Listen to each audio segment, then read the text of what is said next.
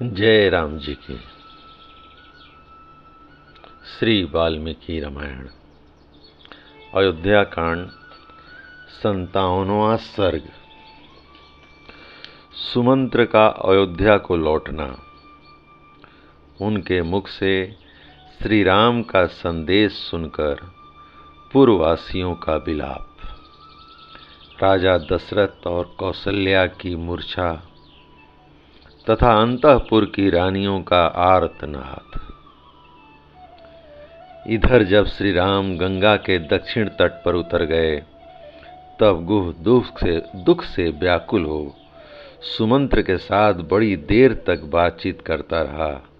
उसके बाद वह सुमंत्र को साथ ले अपने घर को चला।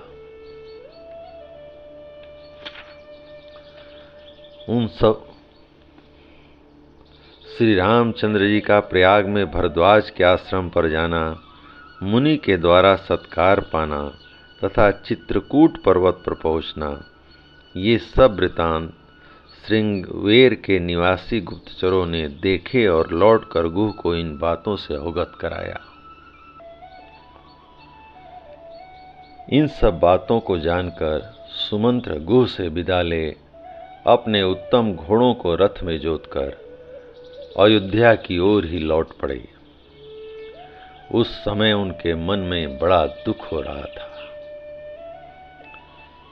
वे मार्ग में सुगंधित वनों, नदियों, सरोवरों, गांवों और नगरों को देखते हुए बड़ी सावधानी के साथ शीघ्रतापूर्वक जा रहे थे। श्रृंगवेरपुर से लौटने के दूसरे दिन सायंकाल में अयोध्या पहुंचकर उन्होंने देखा कि सारी पुरी आनंद शून्य हो गई है।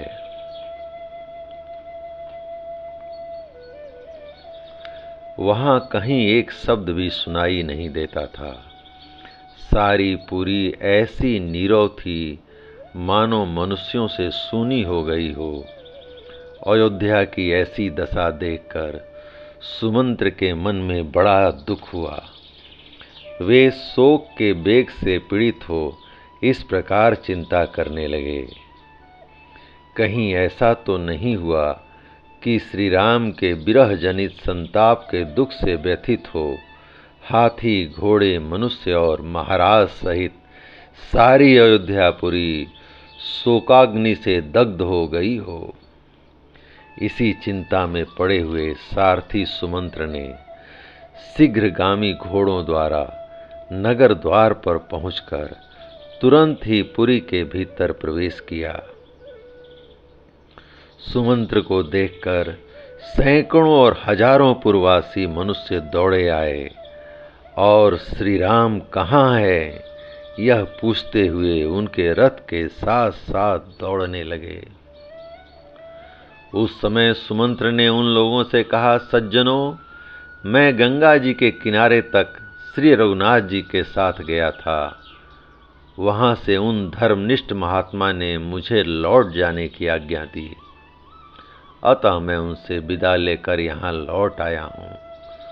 वे तीनों व्यक्ति गंगा के उस पार चले गए। यह जानकर सब लोगों के मुख पर आंसुओं की धाराएं बह चलीं। अहो हमें धिक्कार है।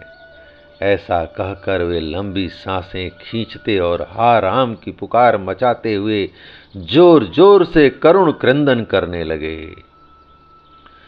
सुमंत्र ने उनकी बातें सुनी। वे झुंड के झुंड खड़े होकर कह रहे थे, हाय, निश्चय ही हम लोग मारे गए, क्योंकि अब हम यहाँ श्री रामचंद्र जी को नहीं देख पाएंगे। दान, यज्ञ, विवाह तथा बड़े बड़े सामाजिक उत्सवों के समय अब हम कभी धर्मात्मा श्री राम को अपने बीच में खड़ा हुआ नहीं देख सकेंगे। अमुक पुरुष के लिए कौन सी वस्तु उपयोगी है, क्या करने से उसका प्रिय होगा और कैसे किस किस वस्तु से उसे सुख मिलेगा, इत्यादि बातों का विचार करते हुए श्री रामचंद्र जी पिता की भांति इस नगर का पालन करते थे।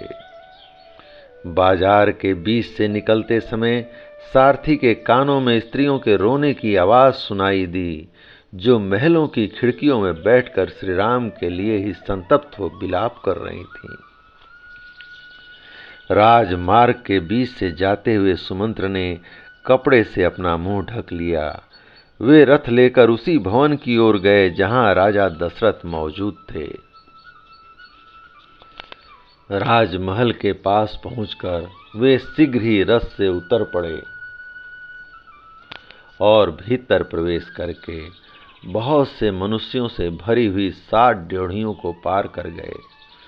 धनियों की अट्टालिकाओं, सतमंजिले मकानों तथा राजभवनों में बैठी हुई स्त्रियां सुमंत्र को लौटा हुआ देख श्री राम के दर्शन से वंचित होने के दुख से दुर्बल हो हाहाकार कर उठीं। उनके कज्जल आदि से रहित बड़े बड़े नेत्र आंसुओं के बेग में डूबे हुए थे। वे स्त्रियां अत्यंत आर्त होकर अव्यक्त भाव से एक दूसरे की ओर देख रही थीं। तदंतर राजमहलों में जहां तहां से श्री राम के शोक से संतप्त हुई राजा दशरथ की रानियों के मंद स्वर में कहे गए वचन सुनाई पड़े। ये सारथी सुमंत्र श्री राम के साथ यहाँ से गए थे और उनके बिना ही यहाँ लौटे हैं। ऐसी दशा में करुण क्रंदन करती हुई कौसल्या को वे क्या उत्तर देंगे? मैं समझती हूँ जैसे जीवन दुख जनित है, निश्चय ही उसी प्रकार उसका नाश भी सुकर नहीं है। तभी तो न्यायतः प्राप्त हुए अभिषेक को त्याग कर पुत्र के वन में चले जाने पर भी कौसल्या अभी तक जीवित है। रानियों की यह सच्ची बात शोक से दग्ध से होते हुए सुमंत्र ने सहसा सुनते हुए राजभवन में प्रवेश किया। 8वीं ड्योढ़ी में प्रवेश करके उन्होंने देखा राजा एक श्वेत भवन में बैठे और पुत्र शोक से मलिन, दीन एवं आतुर हो रहे हैं।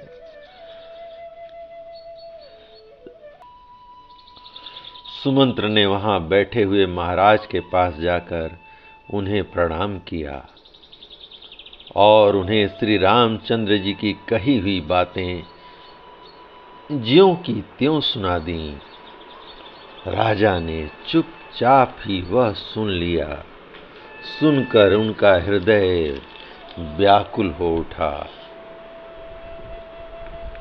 फिर वे श्री राम के शोक से अत्यंत पीड़ित हो मूर्छित होकर पृथ्वी पर गिर पड़े। महाराज के मूर्छित हो जाने पर सारा अंतःपुर दुख से व्यथित हो उठा। राजा के पृथ्वी पर गिरते ही सब लोग दोनों बाहें उठाकर जोर जोर से चित्कार करने लगे। उस समय कौसल्या ने सुमित्रा की सहायता से अपने गिरे हुए पति को उठाया और कहा, महाभाग ये सुमंत्र जी दुष्कर कर्म करने वाले श्री राम के दूत होकर उनका संदेश लेकर वनवास से लौटे हैं। आप इनसे बात क्यों नहीं करते हैं?